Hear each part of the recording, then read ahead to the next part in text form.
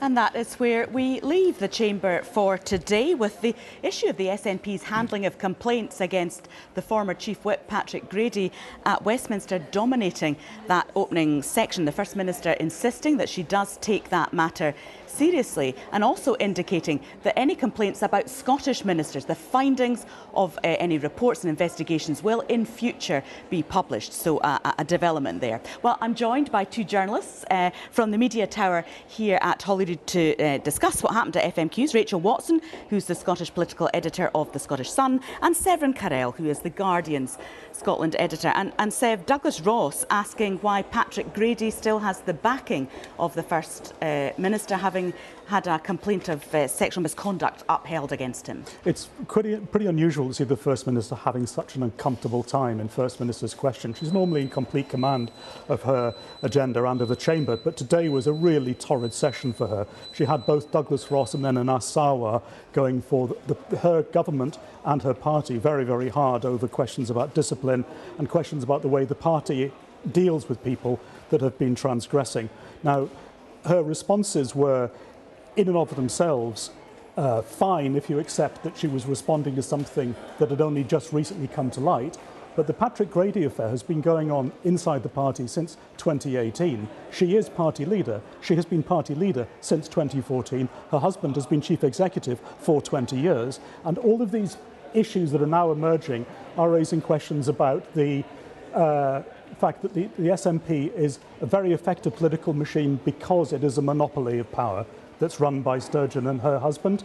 However, part of the problem that's now emerging is because of that monopoly of power, there are so many issues that aren't being properly dealt with because internally there aren't enough checks and balances, I would say. And this is one of those big crises which is probably going to run for some time. I mean, this complaint was investigated by somebody other than the party. It was done by the Commons Standards people, and it was their recommendation that a punishment of 2 days suspension be awarded, and that's what the party backed. But Douglas Ross was saying to the First Minister that the victim in all this feels that his views have been disregarded and that he feels betrayed. Yeah, and I think one of the big questions here, along with what the victim has said, I think if you listen to interviews that he's done over the past couple of weeks, feels that the whole process back from 2018, not just bringing forward that complaint, that it's not been dealt with the way he would have liked it dealt with the party, but also an inconsistency from the SNP on how it deals with complaints and issues as they arise. We've seen other people in the SNP. This has not been career-ending for Patrick Grady in the way it has been for example, Mark MacDonald or Derek Mackay. Exactly. Both of them, their careers ended when allegations came out against them. They lost the whip, they lost their government jobs, and Patrick Grady had a 2-day suspension from the Commons and had the whip removed for 2 days.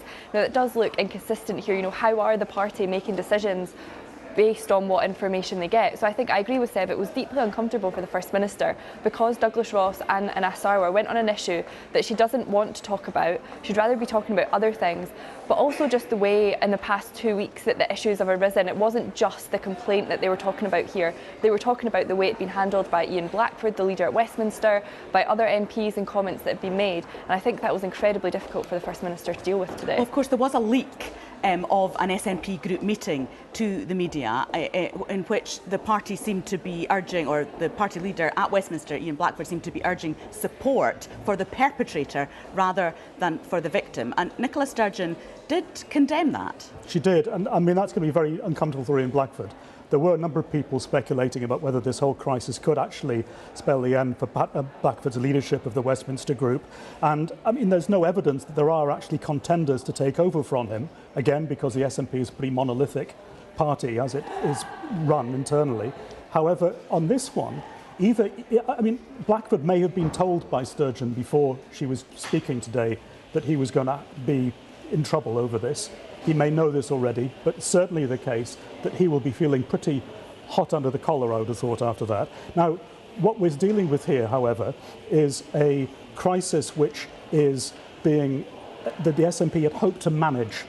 Like they do with everything else, it's all about management. They've been managing it by avoiding talking about it. Exactly. And the leak and they weren't able to do demonstrates that there is, at least in Westminster, a significant amount of unhappiness and even a vague sense of revolt taking place, because this was a parliamentary group party member that leaked this, somebody that's still an MP probably. So that's a big problem. They've got to start working at now. They are things. Yeah, there's discontent now emerging. Yeah. Rachel, Anna Sarwa was asking about, there's lots of transparency. We know about the findings of this report into Patrick Grady. We now know that the complaint against Patricia Gibson, which was originally upheld, has now been overturned because they believe the investigation was materially flawed. But we know of that. Those reports were published, but similar investigations into Scottish ministers have not been, and there's a development on that in First Minister's questions today. Yeah, again, another huge problem for Nicola Sturgeon's government, and this issue of transparency, whether that is to do with complaints against ministers or other things that we've seen over the past couple of years. But today, as you say, there was a development. There's been an issue around a complaint made against former Minister Fergus Ewing, a bullying complaint. The government have refused to publish that so far and will continue to, it sounded by Nicola Sturgeon, but she said in future complaints and reports into those complaints against ministers will be published, but not retrospectively, which is maybe a bit of a get out clause for the First Minister at this point, because for weeks now she's been facing pressure to release this report. Questions to the government, Fergus Ewing and the First Minister about just why this report will not be published. And I think, it's important to say that Fergus Ewing has always denied any accusations of wrongdoing, though has admitted to being forthright in his views.